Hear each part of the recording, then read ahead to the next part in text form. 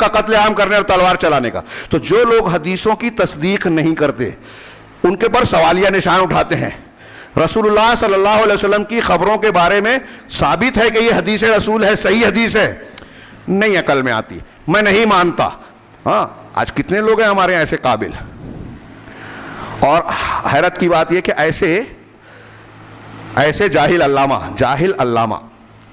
ظاہر کیے جاتے ہیں, حقیقت میں جاہل ہیں, اور کچھ ظاہری چیزوں کو اختیار کرتے ہیں. یوٹیوب پر, ٹویٹر پر, فیس بک پر آتے ہیں, ہمارے نوجوان متاثر ہوتے ہیں کہ مولوی صاحب کی لمبی داڑھی, لمبا کرتا وہ لگاتے نہیں ہیں, ٹائی وائی کوٹ ووٹ لگاتے نہیں ہیں, اس لیے ان کی کیا سننا. اب جدید دور ہے تو فیشن والے لوگوں کی بات سنی جائے.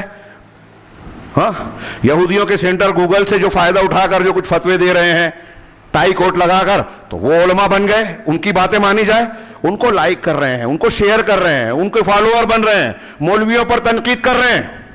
اب وہ لوگ صحابہ کرام کو نشانہ بنائے, یہ ہمارا نوجوان جو ہے مولویوں سے بھیڑ رہا ہے اس کو پکڑ کے, وہ لوگ حدیثوں کو نشانہ بنائے. نہیں معلوم کہ وہ اعلی کار ہیں یہودیوں کے, وہ اعلی کار ہیں رافضیوں کے, وہ اعلی کار ہیں اسلام دشمنوں کے.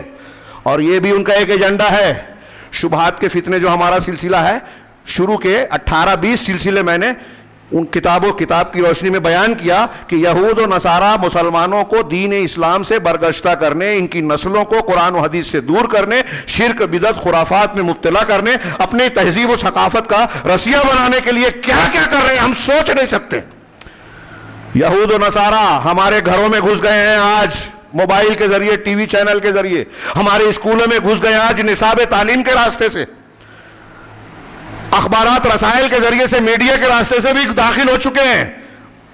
کوئی ایک پہلو نہیں ہے. ہمارے نوجوان لباس ان کا بنایا ہوا پہنتے ہیں, اس پہ لکھا ہوا ہے, ہاں ایسی چیزیں لکھی ہوئی ہے جو یہودیوں کا سلوگن ہے, اور ہمارا نوجوان پہن کر بغیر سمجھے گھوم رہا ہے. ان کے سامنے باقاعدہ حکمت کے تحت, منصوبے کے تحت کروڑوں ڈالر خرچ کر کے فلم اسٹار, اداکار اور کھلاڑیوں کو متعین کر کے نوجوانوں کا ٹرینڈ بنا کر پیش کیا جاتا ہے. ان کو دیکھ کر لباس پہنے, ہیئر اسٹائل اختیار کریں, کپڑا پہنے, کھانا کھائیں, ٹھنڈا اور مشروبات استعمال کریں. یہ میں نہیں کہہ رہا ہوں, کتابوں میں لکھا ہے, ان کے پروگرام اور منصوبے کا حصہ ہے.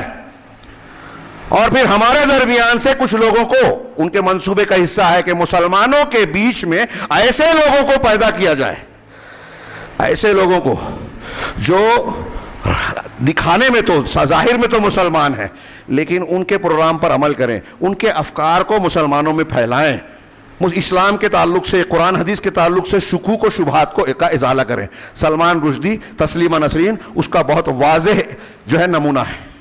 ہمارے درمیان جو بھی منکرین حدیث پائے جاتے ہیں, وہ پاکستان کا مرزا انجینئر, ہندوستان کے سلمان ندوی, جو صحابہ کرام پہ تنقید کرتے ہیں, تاریخ کے حوالے سے ان چیزوں کو, ان بحثوں کو ہمارے ہاں چھیڑتے ہیں جس کے ہم اور آپ مکلف نہیں ہیں, جو ہمارے دین دنیا یا دنیاوی امور سے بہت زیادہ تعلق نہیں رکھتے, ان کو موضوع بحث بنا کر آپس میں لڑانا, علماء سے بدظن کرنا, ان کو صحابہ اور عہد سلف اولین کے تعلق سے بدگمانی میں مبتلا کرنا. جب آپ صحابہ اور تابعین کے تعلق سے بدگمان ہو جائیں گے نا, تو آپ قرآن و حدیث پر بھی اعتماد نہیں کریں گے, کیونکہ قرآن و حدیث ان کے ذریعے سے ملا ہے. تو دین کی بنیادوں کو اکھاڑنے کے جو منصوبے پر عمل ہو رہا ہے, ان کے اعلی کار اور ایجنٹ ہمارے بیچ میں بھی ہیں.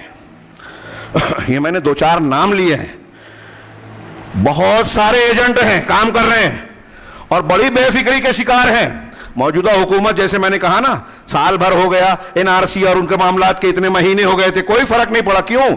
انہیں اپنی طاقت پر بہت اعتماد ہے, اور ساتھ ساتھ مسلمانوں کی کمزوریوں کا پوری طریقے سے علم ہے.